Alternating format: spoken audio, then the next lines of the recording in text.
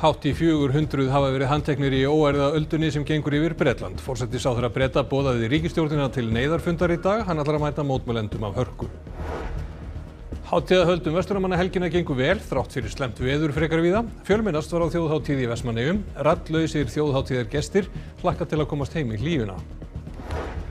Göngustígar við Leirhnúk og Kröflu í Mývatnssveit eru slysagildra, segir landeigandi. Ekkert gjald tekið af ferðamönnum á svæðinu og enginn vill greiða fyrir viðhald.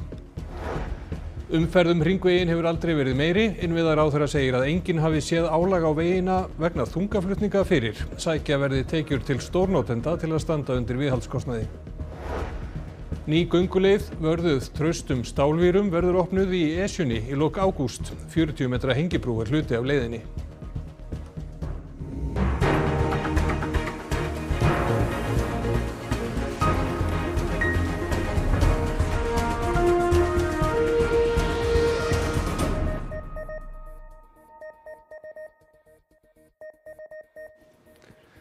Gott kvöld. Við erum nokkrum mínútum of seint á ferðinni í kvöld og byggjum áhorfendur velvirðingar á því.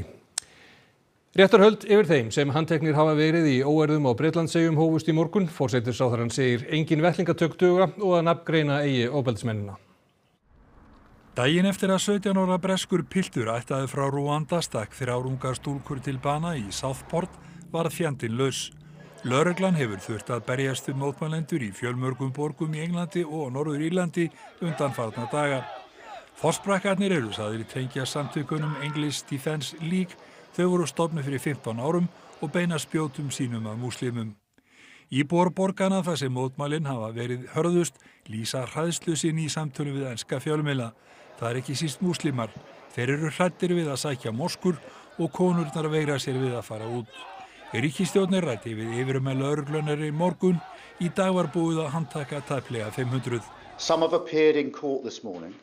I've asked for early consideration of the earliest naming and identification of those involved in the process, who will feel the full force of the law, that the criminal law applies online as well as offline, and I'm assured that that's the approach that is being taken.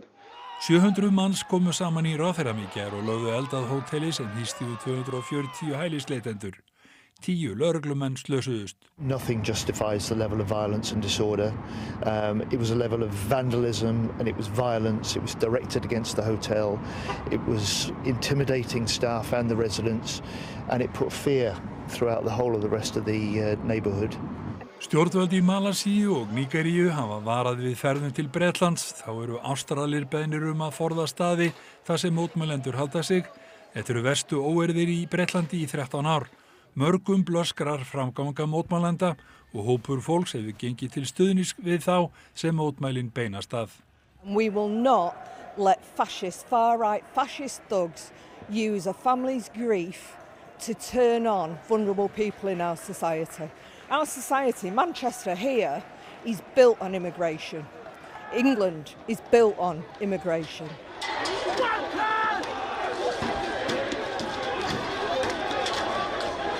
This is not protest. It is pure violence, and we will not tolerate attacks on mosques or our Muslim communities. Hátíðahöldum verslunarmannahelgina gengu vel þrátt fyrir slæmt veður frekar víða. Raddlausir þjóðhátíðargestir sem fréttastofa ræddi við í dag hlökkuðu til að komast heim og knúsa mömmu. 3, 2, 1, koma svo!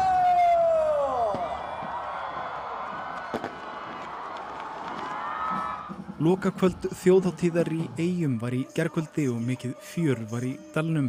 Að sögn skipuleggjenda gekk helgin ágætlega. Fíkniefnamál voru færri en áður og engin kynferðisbrot hafa ratað inn á borð lögreglu eða bráðamóttöku í Vestmannaeyjum. Veðrið gerði þjóðhátíðargestum lífið leitt. Mörg hundruð manns leituðu skjóls í Herjólfshöllinni vegna veðurs og brekkan í Herjólfsdal reyndist sumum gestum erfið. Það var mikil bleita, fólk var að renna til í brekkunni og fólk var að koma inn með tognanir, einhver brot, vera að sauma, einhverja brjóstverki og svona eins og gengur og gerist. Vegna hátíðarinnar var aukinn mannskapur frá Heilbrigðisstofnun Suðurlands í Eyjum. Fleiri læknar, hjúkrunarfræðingar og sjúkraflutningamenn voru á vakt og ekki veitti af. Töluvert fleiri leituðu á sjúkrahúsin á síðasta ári en Díana segir að helgin hafi verið stórslysa-laus. Ég alltaf á fegin þegar þessi helgi búin og allt hefur gengið vel og maður vonar alltaf það besta en við erum alltaf öllu búin og erum tilbúin í ef það eitthvað sem kemur stórt upp þá erum við tilbúin en það alltaf gott þegar allt gengur vel og við náttúrulega eðlilega hefum áhyggjur þegar veðrið ekki alveg eins og við myndum vilja hafa það. Fólk byrja að tínast í land snemma í morgun. Þeir sem Fréttastofa hitti fyrir utan pylsuvagnin á Selfossi voru spenntir að komast heim í hlífuna. Ég er alveg búinn að því. Ég er búinn að missa röddina og get ekki einsni. Ég get ekki verið lengur. Já, við ákváðum fyrir allt of mikið að vera það lengur. Maður er bara þreyttur og langar nætur og eitthvað. Rigga var ekki gott veður, Röddin fór alveg og eitthvað. Umferðin hér á Suðurlandsveginum gengur hreint ótrúlega vel og ekki til líkingu við venjulega helgi þegar hér vanalega stappað. En það líklega bara eitt svar við því og það rigning. Fólk hefur bara farið fyrir heim. Já, ég held að við tókum eitthvað eftir í brekkunni að tjöldin voru svolítið að fjúka og með grunnarinn að fólk hefur bara gefið upp móðinn. Það hefur gengið alveg ótrúlega vel þessa helgina. Umferðin kannski verið svona jafnt og þétt alla helgina. Hefurðu talið klukkustundirnar sem hann hékk þurr? Já. Nei, ég hef ekki gert það. Ég held að veðurfræðingum það. Ég held að það verði að vera þannig. Það ekki margar stundirnar þar sem hefur skinnið sól allavega. Þetta bara mjög fínt að geta komist bara upp í rúm og úr tjaldinu, Það ekki búið að vera best að... Hvað segirðu? Knúsa mömmu. Fara heim og knúsa mömmu, það bara það sem maður þarf að gera núna, Þungaflutningar leiða af sér slit á vegum sem enginn sá fyrir á sínum tíma, segir innviðaráðherra ástandið á vegakerfinu. Fjármálaráðherra segir að tryggja þurfi nægar tekjur til að standa undir vaxandi útgjöldum. Vegakerfið hér á landi komið til ára sinna. Vegagerðin hefur ítrekað sagt að viðhaldi vega sé verulega ábótavant og þörf sé á styrkingu og breikkun þeirra allt land.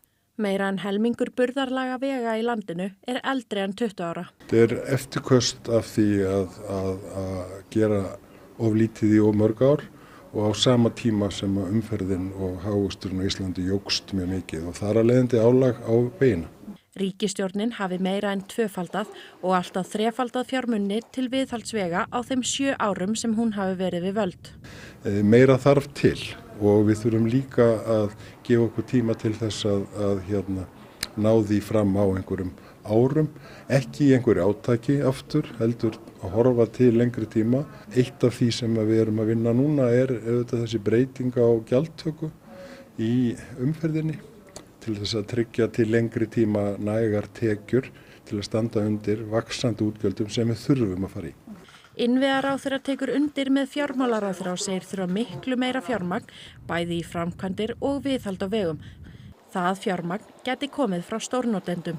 Þetta þungaflutningar álag að leiða af sér slit á vegum sem að enginn sá fyrir áratugi eða 2 og við þurfum að fjármagna þetta betur. Kannski þurfum við líka að vera hugrakkari í að sækja fjármuni til þeirra sem að valda þessu sliti sem að eru auðvitað þessi stóru atvinnurekendur sem að eiga auðvitað að borga sinn skerf.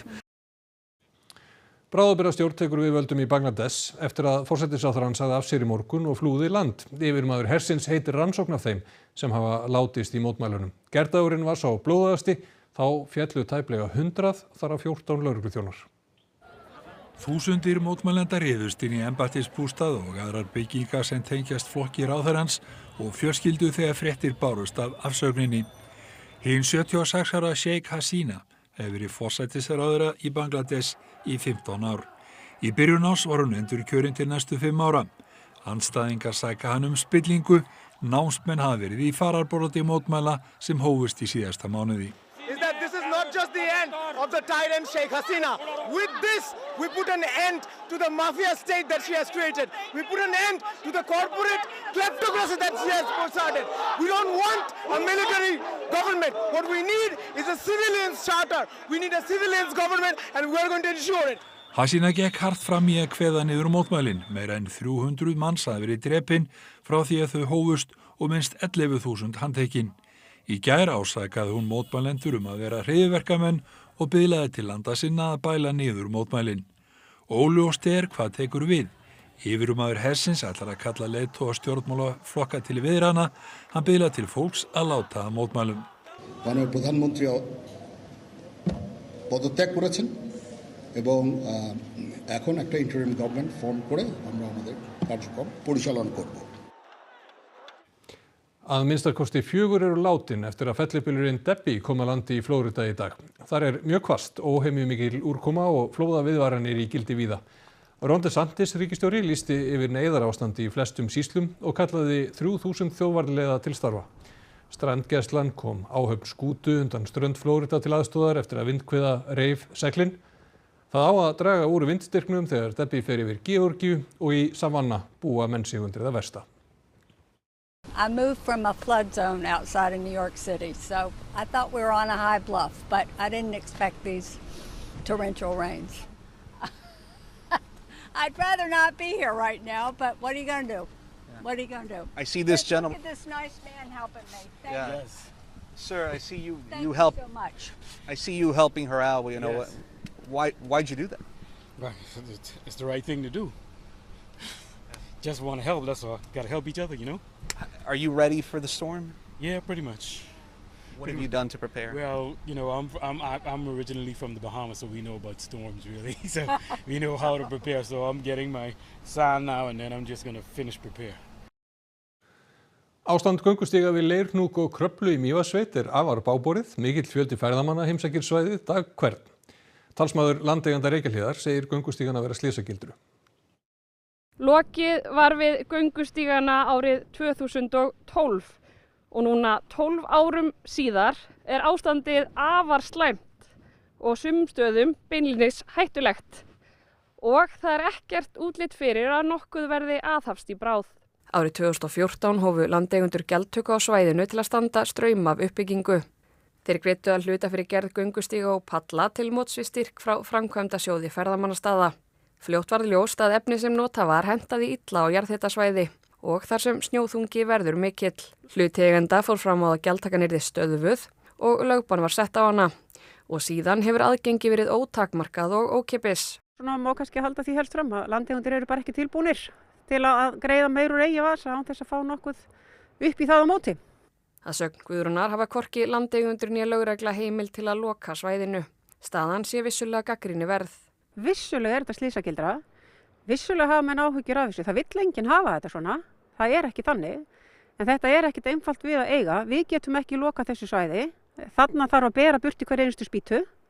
Það má ekki fara þannig inn með bíl og kerru. Það má ekki. Mér skilst ég mig ekki kveikja í þessu sem væri bara langa einfaldast. Í sjálfu sér. Guðrún segir ekki útlit fyrir að úrbætur verði gerðar á næstunni.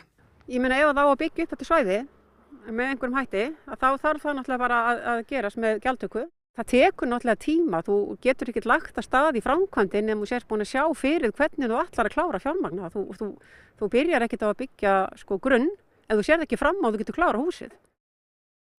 Það fyrir áttu til Bretlands. Fátækt hefur aukist mikið í Bretlandi í síðustu ár. Í hverfi einu í suðaustur Lundúnum hefur klassískur rauður símaklefi fengið nýtt hlutverk í baráttunni gegn þessu samfélagsmeini. Þessi símaklefi lætur kannski ekki mikið yfir sér en hann gegnir mikilvægu hlutverki. I just put 2 overcoats in the phone box, one of which somebody else had left. And then a homeless man just went by, went into the phone box, it's just been raining, he took both the coats. And he didn't just took them, he actually put them on his body. Föt langt frá því að vera það eina sem fólk getur sótt í klefan. Þar leynist líka matur, bækur og leikföng. Að auki eru veggirnir þaktir upplýsingum hitt og þetta. Og símaklefin opinn allan sólarhringinn. So when we first opened 3 years ago, people used to come to the phone and take it all, even if they took shoes that didn't fit them or clothes that were too large or too small. Now 3 years on, people realise it's here every day. And every day, the children, what I love about it, particularly with children, they love the toy box. They love to come in, what's going to be in there today? Wolford þekkir stöðu heimilislausra af eigin raun. Hann bjó sjálfur á götunni í 17 ár.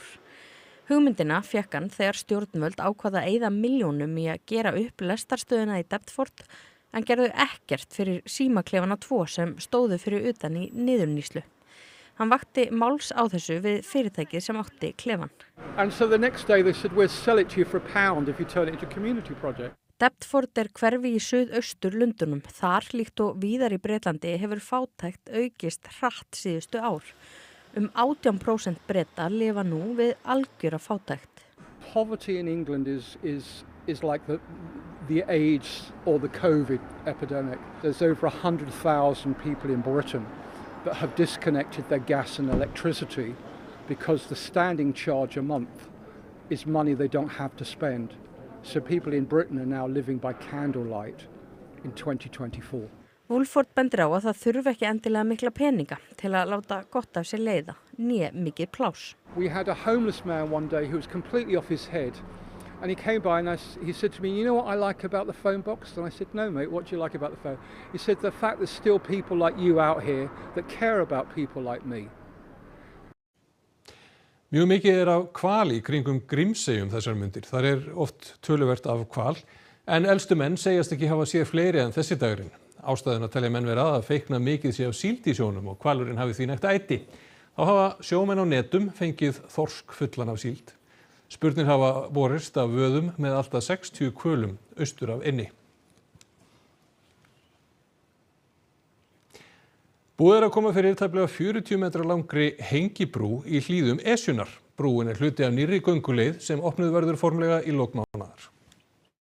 Ég nú verið að fara með fólk erlendis í mörg ár og eina ferðunum sem við skipulögum þá fórum við til Ítalíu og klifruðum svona via ferrata leiðir sem rosalega vinsælt sport hjá almenningi. Haraldur þrautreyndur fjallamaður og hefur einnig lagt stund á klifur. Og það kannski ekkert fyrir alla, en það var dásamlegt að sjá þessar leiðir sem maður sá kannski foreldra með litla krakka að príla upp fjöllin.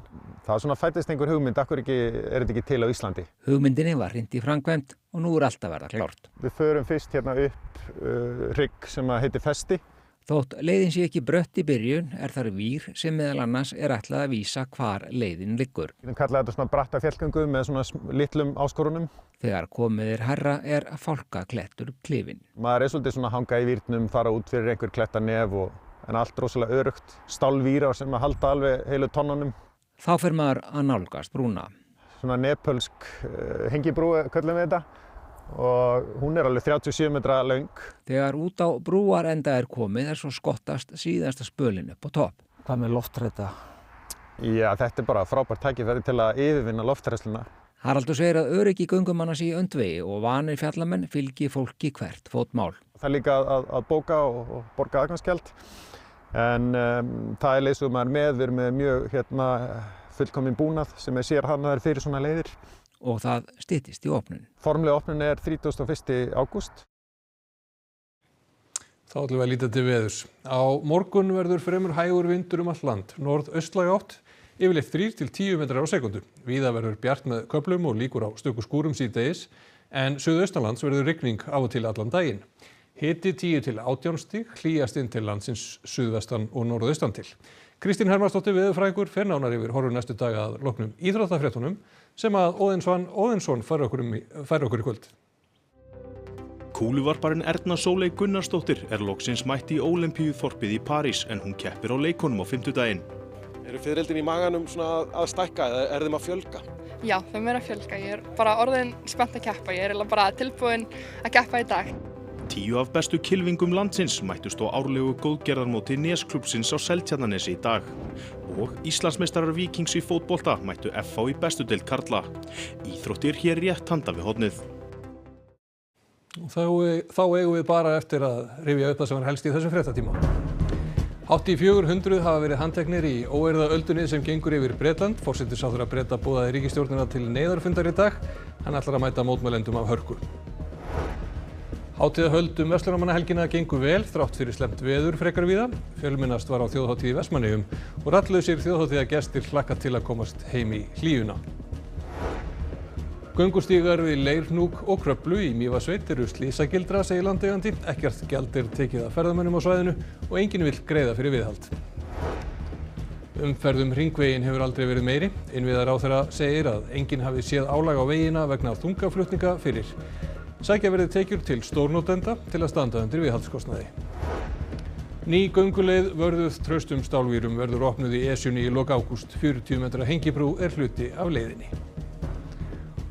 Næstu fréttir verða sagðar í útvarpi klukkan 10 í kvöld og vefurinn ruv.is uppfærður allan sólarhringinn. En þessum fréttatíma lokið. Verið þið sæl.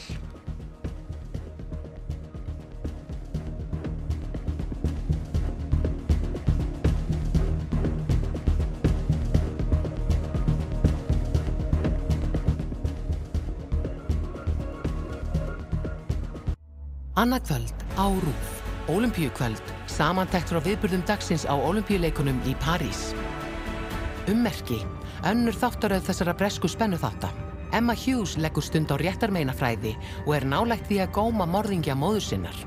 Emilie Meng, misheppnuð rannsókn. Danskir heimildaþættir hina 17 ára Emilie Meng sem fannst myrt árið 2016.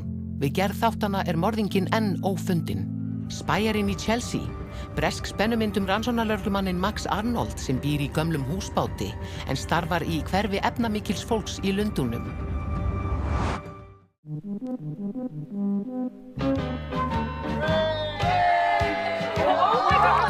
We'll bed and breakfast for the birthday girl.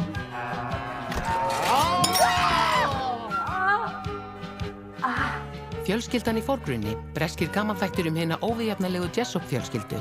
Daglegt líf þeirra heldur óreiðukennt og yngsti sonurinn Sam festir það allt á filmu. Now please can we all just leave the house and enjoy ourselves?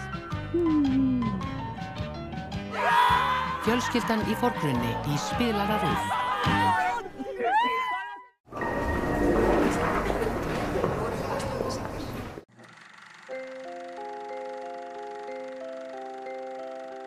Tíminn. Stundum virðist hann silast áfram. Stundum standa í stað og stundum eins og hann líði allt of hratt. Tíminn okkar dýrmætasta eign því hann fáum við aldrei aftur. Þess vegna mikilvægt að nýta hann vel og selja hann ekki ódýrt. Við sættum okkur ekki við að tími sumra sé álitinn verðmætari en annarra og berjumst fyrir bættum kjörum. Fleiri augnablikum með fjölskyldu og vinum. Því augnablik lífsgæði. Lífsgæði sem við höfum barist fyrir í yfir 130 ár.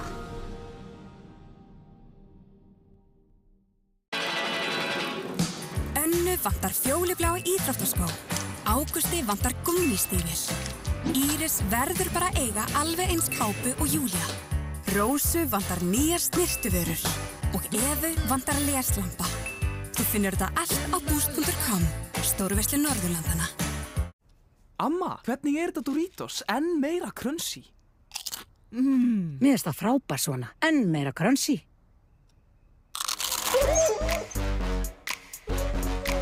Doritos, nú með enn meira krassandi crunchy fyrir okkur öll sem þorum. Prófaðu líka nýja Flamin' Hot snakkið. Bragðið sem